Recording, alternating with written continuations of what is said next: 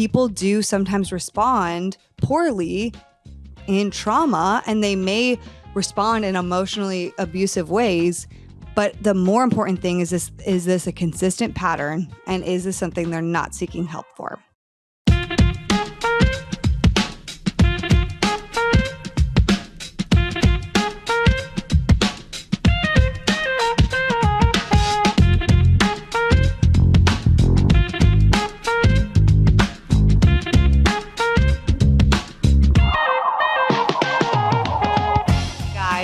So it's just me today, and this is a sensitive episode, and I just want to give some trigger warnings for anybody who has been through abuse. We're going to talk about abuse today, specifically emotional abuse. So we're not going to necessarily get into the nitty-gritty of domestic violence, but we are going to talk about emotional abuse. And if you're listening right now and you're like, I don't know much about that, or that's not me, I've never had that in my life, you need to listen to this too. Because a huge part of this process is if it's never happened to you, being prepared for if it ever was to happen and knowing how to spot it. And B, being able to be educated to be able to support your friends or people that you may know who might be going through abuse. So, if you've never heard my story of abuse, that is on the podcast, and you can go back a few years ago to hear that full story. I actually re-recorded it, I remember, because I had originally left out a detail that I used to be really ashamed about, which was about me being in the psych ward. And I re-recorded it and added that detail in. And so I think that episode came out about 3 years ago. So what is it? 2023, probably 2020. You know what? It came out in 2019. So 4 years ago. But I highly encourage y'all to go back and listen to my story if it interests you. But I'm going to give a brief synopsis of the biggest emotionally and physically abusive relationship I was in.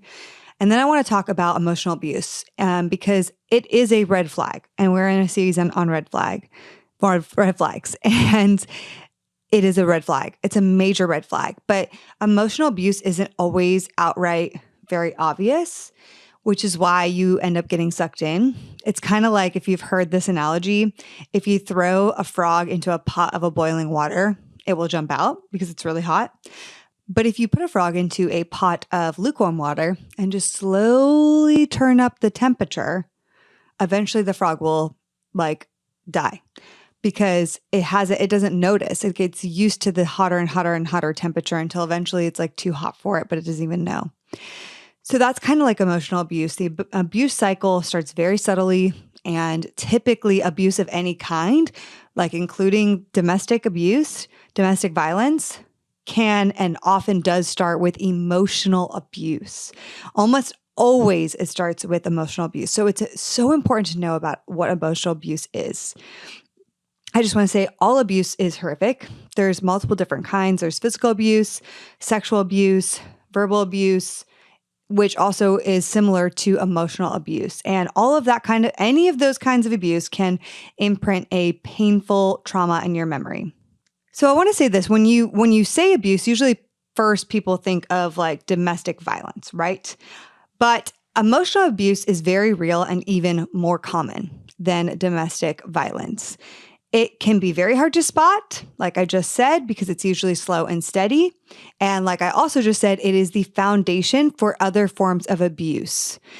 Often what happens through time is that emotional abuse through time is used to erode a person's self-esteem and their self-worth and create a sort of psychological dependency on the abusive partner. So I'm going to define emotional abuse and tell you guys exactly what it is. Emotional abuse includes non-physical behaviors that are meant to control, isolate, or frighten you.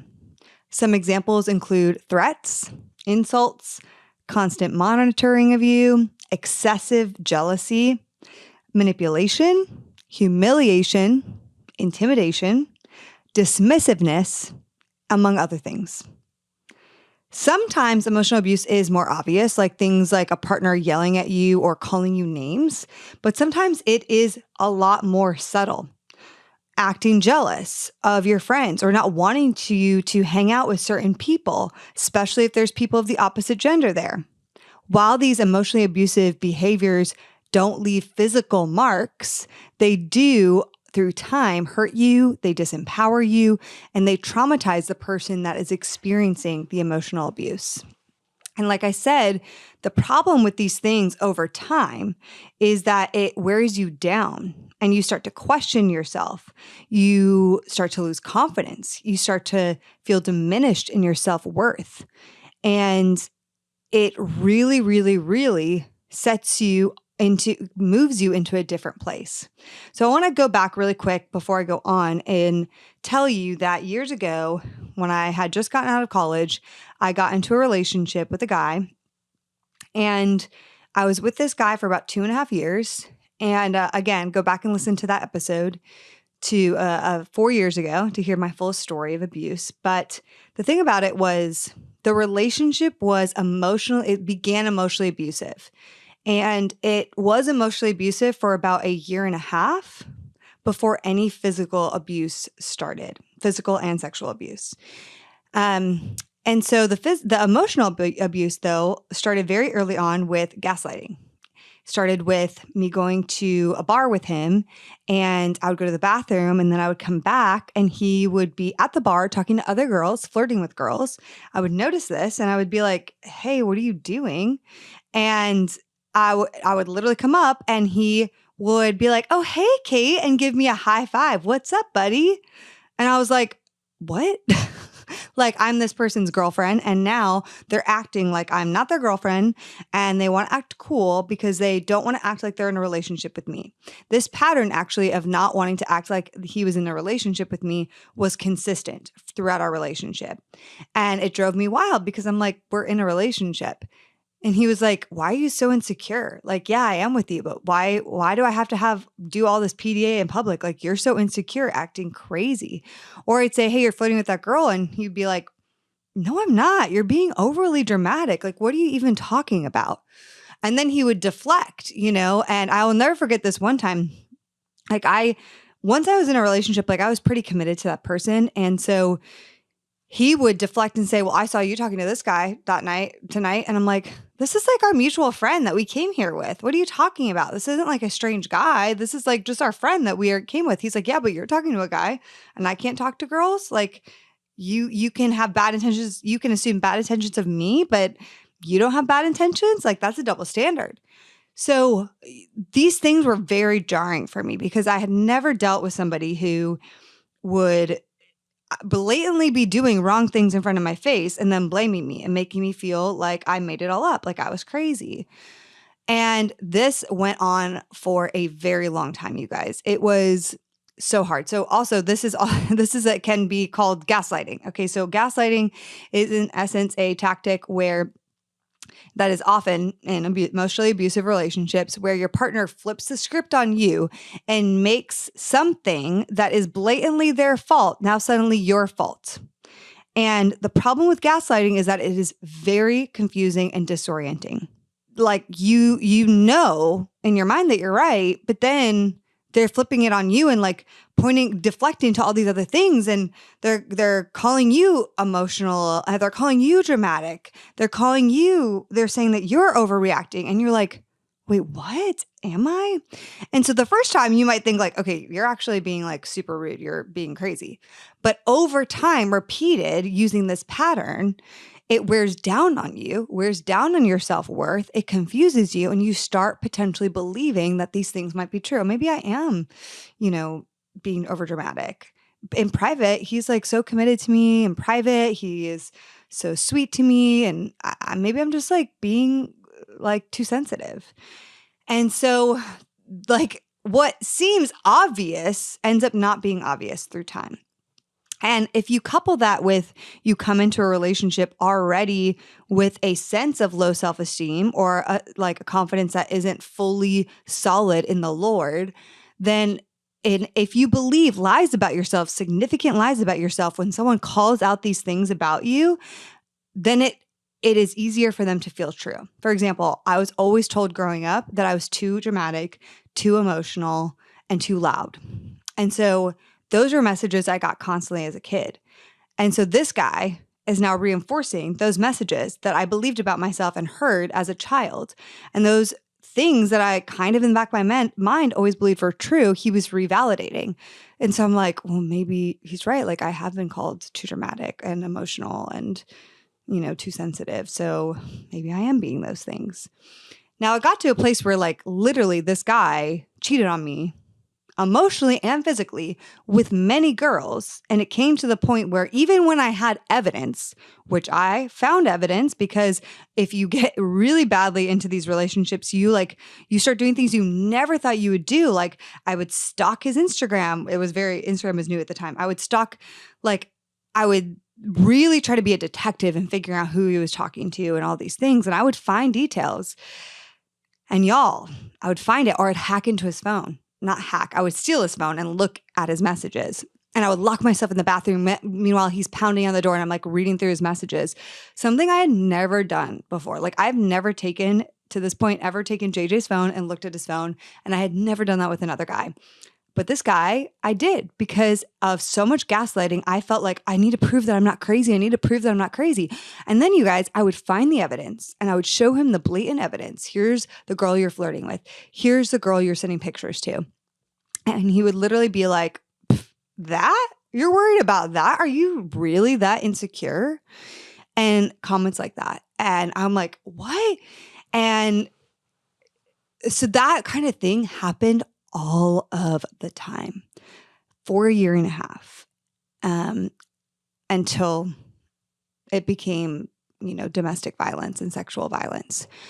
So I want to give you some red flags of emotional abuse because usually it doesn't start right away. It might start subtly. This is also why I recommend dating people for 90 days and not rushing into a relationship because you want to really see their character through time. And people who can be emotionally abusive, they're really good at hiding this stuff, you guys, because abuse is all about power and control. And so if they want power and control over you, they're not going to show you these little sides of themselves until they actively know that they have some sort of power and control over you, which isn't going to be after 1 date or 2 dates or 3 dates. It's going to be after a few months of them doing wonderful things, maybe love bombing you. Go back to our love bombing episode.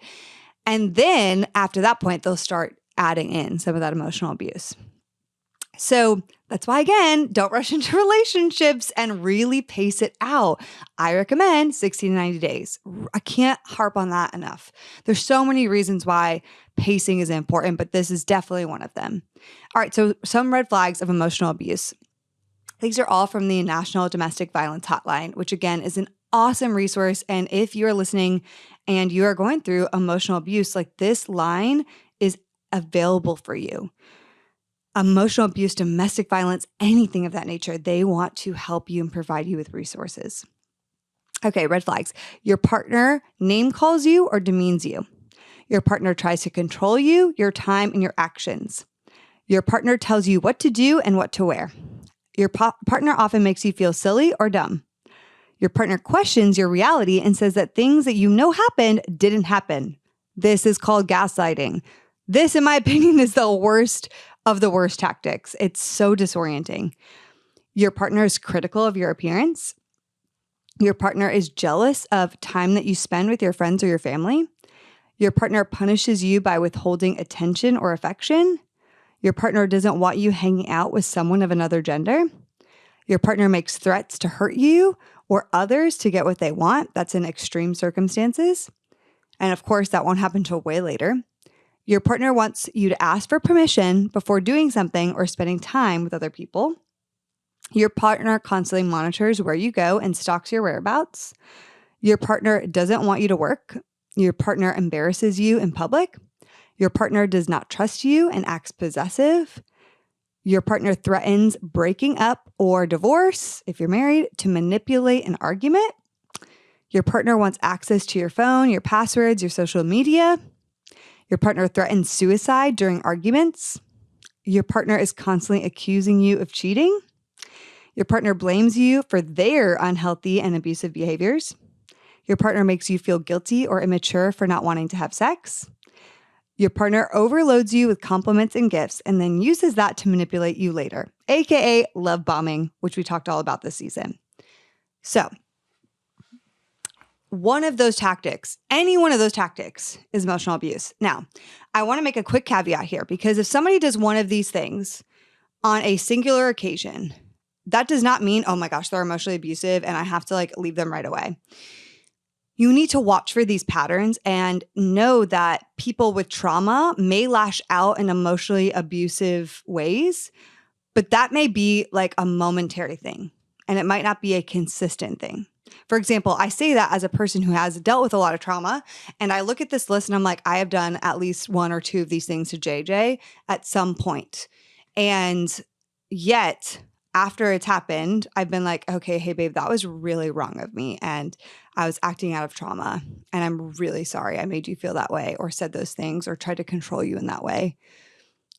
And I genuinely believed it. I genuinely meant the apology and actively took steps to work on myself. Okay. Because yes, an abuser can fake apologize, and I'll talk about the abuse cycle. But I just want to say that because as I want to educate you guys on emotional abuse, I also want to say, if you see one of these things, it's not necessarily your sign to run away right away, unless they are domestically violent right away. But if you see one of these things, this isn't great. I don't love that. Let me talk to them about it calmly and let me see how they respond and let me see if they actually do change these things. And so because right now there's so many hot button topics, gaslighting is a hot button word, narcissism is a hot button word. And I do think we are really quick to put these labels on people and say, he's a gaslighter, they're a narcissist. And then we walk away from them. And I also just want to say, yes, have awareness, but don't eliminate people without the full picture because nobody is perfect. So it is the both and. And I'm saying that as a person who has been through a lot of different kinds of abuse and would never want to go through that again, obviously. But also people do sometimes respond poorly in trauma and they may respond in emotionally abusive ways. But the more important thing is this a consistent pattern? And is this something they're not seeking help for? Okay. A big question that people have about emotional abuse is, why do people stay? It's the same question people ask with domestic violence. The reasons why somebody stays in an emotionally abusive relationship is very, very, very complex. And so I'm going to explain or try to explain why. And first I'll lead with my story in that I did try to leave my abuser for multiple times. It is said by the National Domestic Violence Hotline that a victim will try to leave their abuser at minimum 7 times. Minimum. For me, it was way more than 7 times. I tried to leave, I would say upwards of 30 times, if I'm being honest. There were lots of little breakups, lots of me, I'm going to leave. I'm finally going to leave.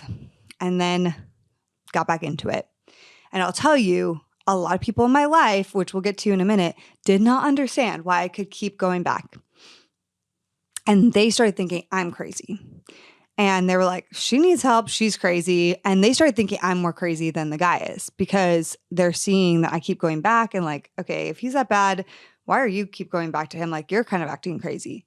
And I was consumed by it, you guys. It was all I could think about. It consumed my mind. I couldn't even be present. And so I want to talk about in a second how you as a friend or family member can support someone going through abuse, especially emotionally abuse in this way, because the worst thing you can do is make them feel horrible for continuing to go back because you will not logically understand why. You, as a rational person not in that situation, will not be able to understand why. And even the person in it probably feels a lot of shame. So let me talk about why somebody stays. First, a person may feel people won't really believe me if they really knew all the information. They're not going to believe me. So they often stay because for example, my abuser convinced me I was crazy through time. And you guys, I'll just use this big example. So one night I spent in the psych ward while we were together, and he actually made sure that happened. And he made sure to not call the hospital and tell them that I wasn't crazy and all these things so that I would actually have to spend a night in the psych ward. And it was horrible. One of the worst nights of my life, truly. Like, it took me so long to not have so much shame about that night, to be able to voice that happened to me. It was the most horrendous experience. And this was before physical abuse started. But after this night in the psych ward, the physical abuse started about a month and a half later. And I actually got a restraining order on him. And after that restraining order, what happened was I didn't stop fully being in contact with him because, again, I'm in the abuse cycle for like almost 2 years now. And I was very, very locked in it. And throughout those months, he kept referencing that I was in the psych ward and I'm crazy.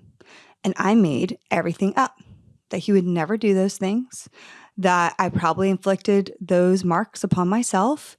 And like, you were in the psych ward, you were in the psych ward. It kept coming up. You were in the psych ward. You're crazy, Kait. Like, you literally are crazy. Like, remember, you spent a night there. You're crazy. And so like, I started believing like, people aren't going to believe me. Like, maybe I am crazy. Like, I literally was like, I don't know if I can tell anybody else about this because like, they're not going to believe me. And so I'm telling you, the things an abuser will do to keep you locked in with them, you cannot even begin to understand the kind of psychological impact it has on somebody, or why they would keep going back to something that is horrible for them. But I like to equate it to having a drug addiction. An addict knows this thing is not good for them. The substance is not good for them, and it could kill me, but they keep going back. And to an outside person who is not an addict, it makes no sense. Why would they keep going back? Why would they keep going back? This is so bad for them. They keep destroying relationships. This is so bad for them. It doesn't make any sense for somebody who is not the addict. Like, you look at their life and you're like, I don't get this. But for the addict, it makes sense because you hate this thing, but you're stuck in the cycle. Okay. Another reason somebody might stay in an emotionally abusive relationship is because they have built this reality in their mind that their abuser will follow through on the threats that they have stated to them. And those threats keep them trapped. Because enough manipulation, enough threats, you're starting to freak out. This person has all the power over you, and you believe that they are capable of those things. Threats like that they're going to hurt you or expose things about you, or let alone kill people in your life, which it could come to that. It could come to them saying that. I mean, they could threaten to like expose you at your job and get you fired from your job. They can threaten to ruin you financially. They can threaten so many things. And so much of it is empty threats, right? Are they really going to do those things? Maybe, maybe not. Probably not, but you don't know. You don't know. And I got threatened so many times. And I even got threatened in future relationships, emotionally threatened, and blackmailed. And it is the worst feeling. It is the worst feeling. They also, as a victim, you also typically know your abuser very well. And you fear that you may not be able to safely escape because you know them very well. You know their tactics. And something I do want to just say here is that 20% of homicide victims are not even the domestic violence victim themselves, but actually their families and friends and neighbors and persons who helped intervene. Which I'm not saying that for the people listening so that you aren't going to support and help your friends who are in an emotionally abusive relationship, but I just am saying that it is very serious. Sometimes these abusers do follow through on things and really harm people around them. Abuse is all about power and control, like I have said. So that means that when a victim tries to leave a relationship, they threaten the hold that the abuser has over them. So if they leave, the victim knows if I try to leave, that is going to be the most dangerous period of time because that abuser is going to feel like they've lost control and they're going to go wild and do anything it takes to get to get the victim back into their control. And so, and sometimes you put it off, like I can't do it because like I know they're going to go crazy and I can't even imagine what they're going to do. So if you threaten their power and their control over you, you've probably done it before as a victim, so you know what happens. And so if you really try to leave, you're like, I can't imagine what they would do. So you may have fear, you may have shame, you may have been gaslit a lot, you may have been intimidated, you may have low self-esteem at this point, you may have a lack of resources, you may have children, you may just feel coerced and under their control so extensively. And all of those reasons, and many of them combined, are just some of the reasons why it's hard for a victim to leave their abuser. Real quickly, I want to explain this cycle of abuse, and this works whether it's emotional abuse or domestic violence. So first, we'll start with some kind of attack or explosion. So an attack, obviously in domestic violence, would be them physically harming you, but emotional abuse would be an explosion. Some kind of, I can't believe you did this, you are crazy, da da da da, like, how could you do this? You're so bad. Like my abuser, when it got really heightened, you guys, was telling me that I was the most horrible person on the planet. He was telling me that I've destroyed his life. He was telling me that I am completely worthless. I'm not attractive. I have no real reasons to live, and went on and on and on and on and on of explosion. And he actually was telling me, like, here are the ways I think you should kill yourself. You could do this. You could jump off this bridge. You could go into the bathtub right now and, just let yourself go underwater and suffocate, and I can help you. You could jump out the window. You could get one of your knives from the kitchen. Like, he was like detailing out. He was like, because you literally have no worth and value. You deserve to die. I'm sorry. I know that's really hard probably for people to hear. It's hard to even say. And that's why I used a trigger warning at the beginning. But when you hear those things, that's an explosion. And again, that is very like hard to hear and belittling. And it's like, if you already have low self-worth, like you feel destroyed by that. But after the attack, what typically happens is some kind of remorse, potentially, like minor remorse. If it's a really big narcissistic person, don't think that narcissistic people will not apologize. They will fake apologize if it means they're going to get power and control back over you. They will. So a lot of people think that narcissistic people, they can't apologize. Well, a narcissistic person is very smart, and they will apologize if it means they're going to get power back over you. But they don't mean their apology at all, at all. So after the explosion, there might be a possible season of remorse, which then moves into a time of honeymoon/love bombing period, where now they're saying all the right things. Now they're bringing you flowers. Now they're telling you how much they love you. Now they're like, I can't believe I did that. I could never lose you. You're the best thing that ever happened to me. Like all of those things. And they're saying all the things you want to hear, And then after that, it depends how long that might be short. It might be long. You never know. It will then eventually move into a season of tension. Like there's tension building between you. That tension is building. And then eventually it will lead to an attack.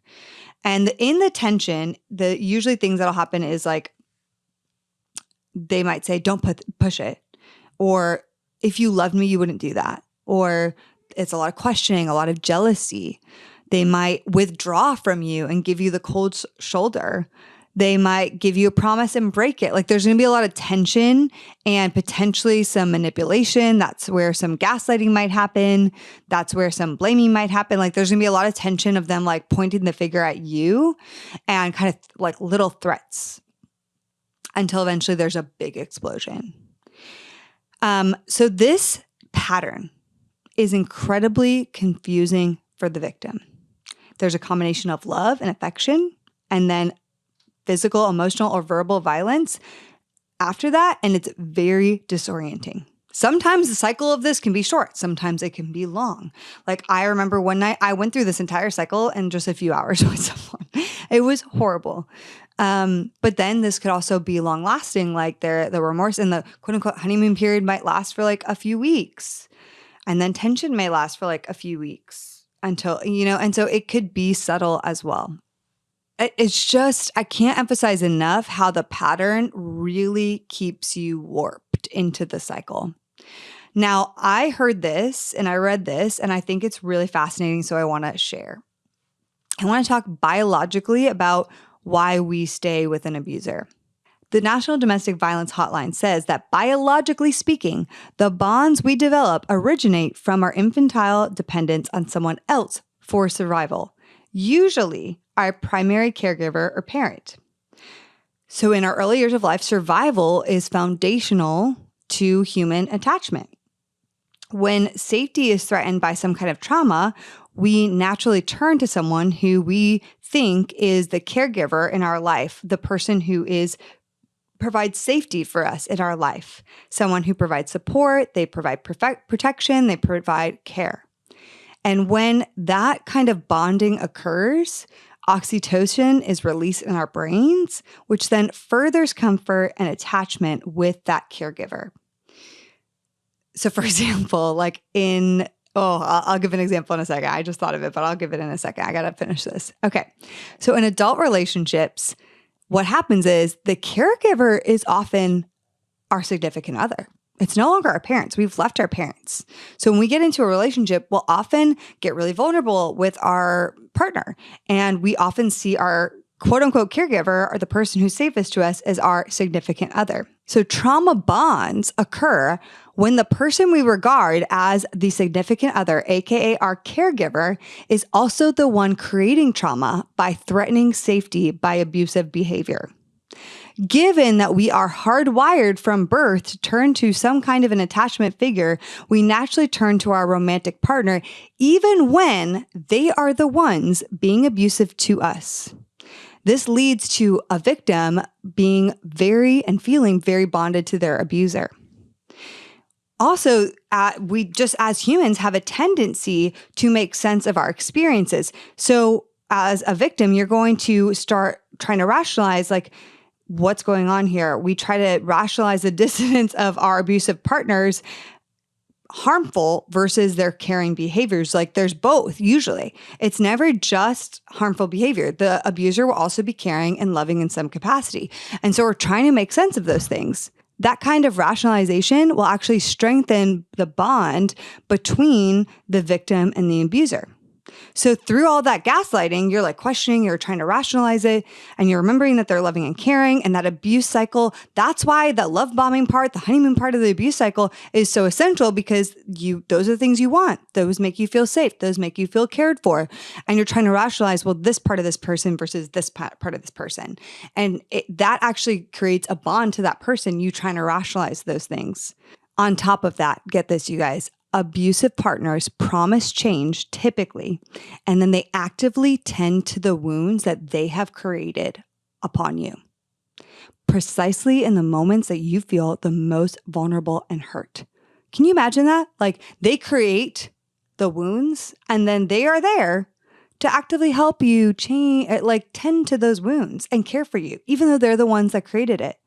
So this creates major trauma bonds. With my partner, my abusive partner. The biggest area that he would tend to for me was he would love bomb me. And, unfortunately we had sexual intimacy at this point. And this is, again, many years ago. And that would keep us wired together. And it would be so quote unquote amazing. It wasn't, but like in my mind, it was at the time. And he always emphasized that it's so amazing. And that would like create this oxytocin and this bonding literally right after a traumatic experience. And so it was very, very confusing. And he kept telling me things like, you're never going to have this kind of connection with anyone else. Like this connection is so one of a kind. You're never going to find this anywhere else. And I started believing, oh yeah, that's true. That could be true. And so it's amazing that that's how warped it is. We look to somebody for safety, even from early years in our life. And then later it ends up being our partner. And even if that partner is abusive, it frustrates me so much, but that this pattern exists, and yet it does. And we just have to be aware to it. So I want to start talking about just briefly, like, how do you leave someone who's emotionally abusive? Okay.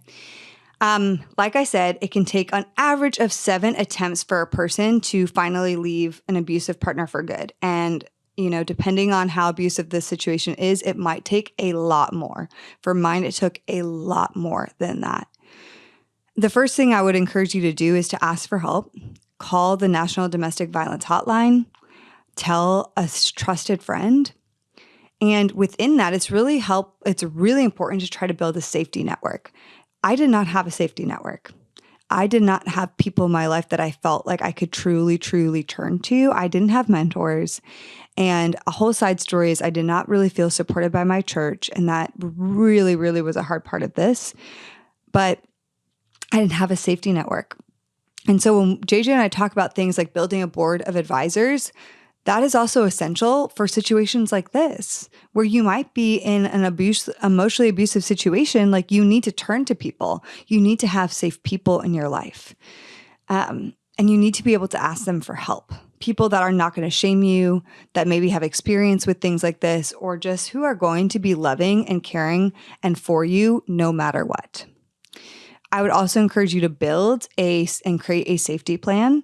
When I left my abuser for good, I mean, it was kind of for good. There were some things after that, but I started going to a therapist, which I also recommend.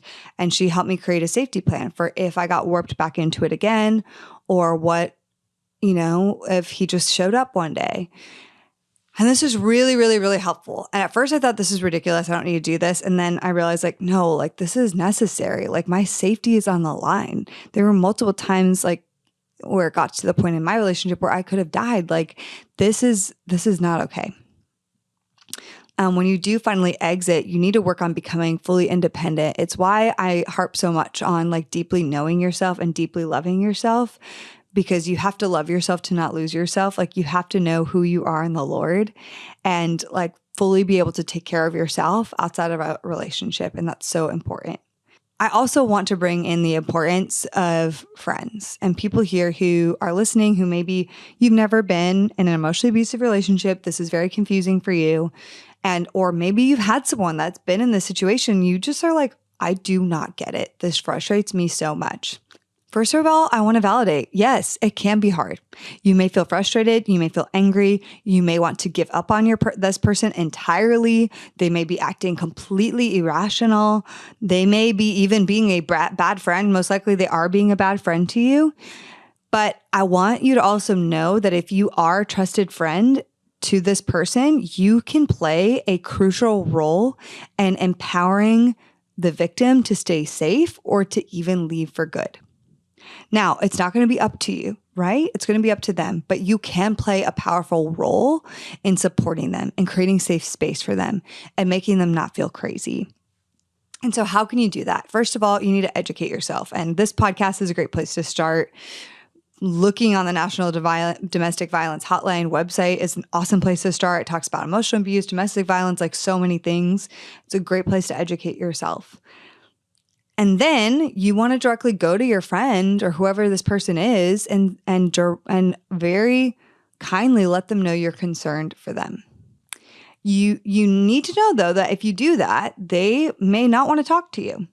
They may even defend that person because they also may feel a lot of shame. And remember, there's a lot of cognitive confusion going on. So they may be in a season where this person's love bombing them and they feel amazing. And therefore they might defend this person because they're still trying to rationalize the bad behavior with the good behavior. And they don't really know what to make of it all. So even if they defend them, even if they don't really want to talk to you, try as best as you can to be open and supportive. Let them know that they're not crazy. Let them know that they're not alone. Let them know that you are there for them. And let them know those things as many times as is necessary. Another thing you could do is help them and encourage them to take small steps, even if that's just to speak with a counselor. Because a step of going to the police or leaving them for good might be way too big of a step. If you just say you need to leave them, that's potentially it's going to be way too overwhelming, and then they're not going to feel like they can trust you. So I would encourage them to just take a small step. I think you should speak to a counselor. Maybe you should talk to the domestic violence hotline.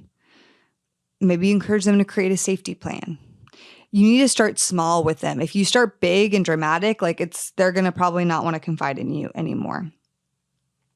But the worst thing you can do is just completely turn away from them or call them crazy or tell them that they're dramatic. And I don't blame my friends in this season because they truly didn't understand about emotional abuse. But I will say, like, I didn't have friends that truly understood. I didn't have friends that were consistent or supportive of me. I had friends that instead were like, you're being crazy. Like, you keep going back to him and you keep complaining about it. Like, haven't you learned your lesson? Like, why would you keep doing this? And yeah, it just made me feel worse and worse and worse. I did not have literally anyone that I felt I could talk to. And as much as I love my family, and I do love my family, they were so upset by this that like some of them stopped talking to me for multiple months because they couldn't believe that after the restraining order and everything that I would go back to them, back to this guy, which I did, by the way. And that was like really hard and painful because I know they were dealing with it the best they could, but having no support, like them doing that just made me reconfirm that I am crazy. Like all these lies, like it just reconfirmed that, right? But also I want to say if you have a friend or a family member that's being abused, like just know that secondary trauma is very real and you also need to protect and take care of yourself and get help for yourself. Because the last thing you want is a codependent relationship to develop where you are trying to help them so much that your value is attached to whether or not they get help. And so you need to take care of yourself just as much. You guys, this is such a real subject, and I just really wanted to talk about it because I couldn't not in the season of red flags. It's like, we have to talk about this. We've talked about abuse, but we haven't talked about emotional abuse at length, and it's so necessary. So some takeaways are, if someone shows you a red flag of emotional abuse, don't fully write them off. Get curious. Don't just label them as an abuser, but you want to see, do they consistently make change? Like, do they actually change that thing consistently? You also want to date someone for 60 to 90 days before you get into a relationship with them. I can't harp on that enough. The person I dated who was abusive worked at a church, a very prominent church, no less. So this doesn't just happen with people that are lukewarm Christians or people who don't go to church. This happens within the church too. Okay? People in church still have trauma that's unresolved. Okay? If you're a friend, offer support, offer love to that person, non-judgmental support and love, and also simultaneously take care of yourself. I hope this helped you guys. I hoped it made you feel validated if this is something you're going through. And just know that, like, I have such a big heart for you if this is something you have gone through. Like, I could sit here and like cry because I just think about all those times I was emotionally abused and how disorienting it feels and how confusing and how I felt like nobody understood me. And I just want you to know, if that's you, like, I understand you and I feel you and you are not alone. And this is not what God wants for you.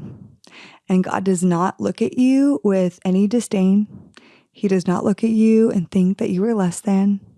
He doesn't withhold love from you. He loves you just as much. And there is a way out of this. There is a way out of this. There is a way safely out of this. Okay, friend, I love you, and we'll see you next time. Bye.